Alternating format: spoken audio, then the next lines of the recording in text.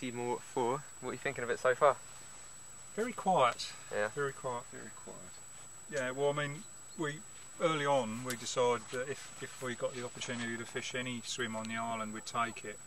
Because if we put that peg back and drew one of the ones that we'd seen that we didn't want, you know, one of the land-based ones, we'd sort of really be kicking ourselves, wouldn't we?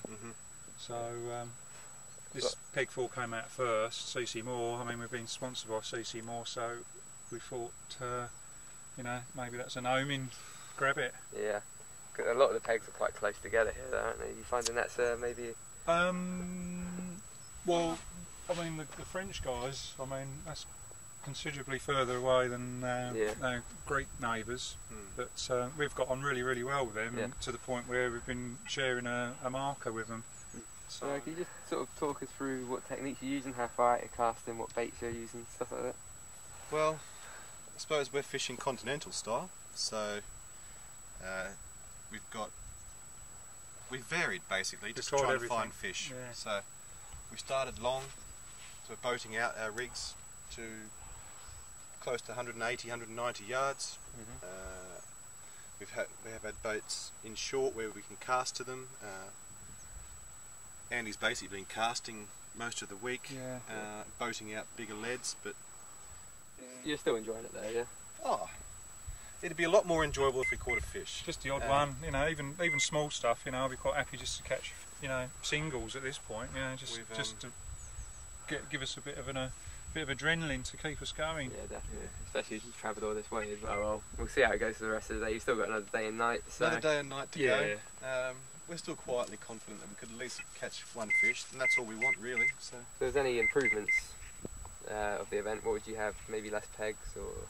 Well, I was saying this morning, if historically there are stretches of bank that have historically not caught anything. I mean, we've heard stories that, well, I mean, CC Moore's had one fish this year.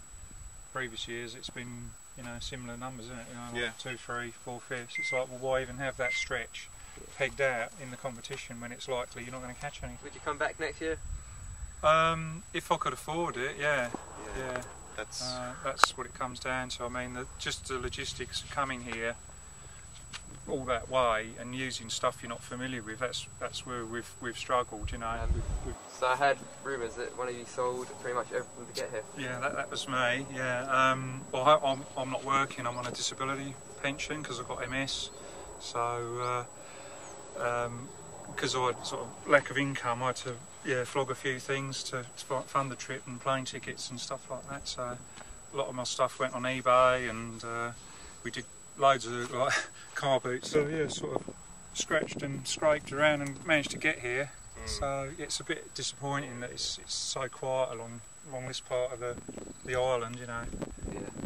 Very disappointing. Do you two fish a lot together then back home? Well, no, we never met before. We never met before this. No. I basically wanted to do it, and I paid the money, and then started looking for a partner.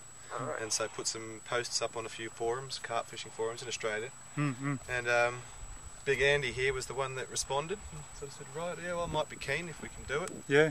And so, yeah, that was it. And then he arrived here in early July in England to start preparation, and we only met each other sort of a couple of weeks ago. We chatted on the phone and such like, but no, that was our first actual meeting. We've fished together once. We did one night together, on a day ticket water. And then that was our practice basically for the event. Thanks for speaking to us. No, pleasure, yeah. Cheers, guys. Okay, thanks very much.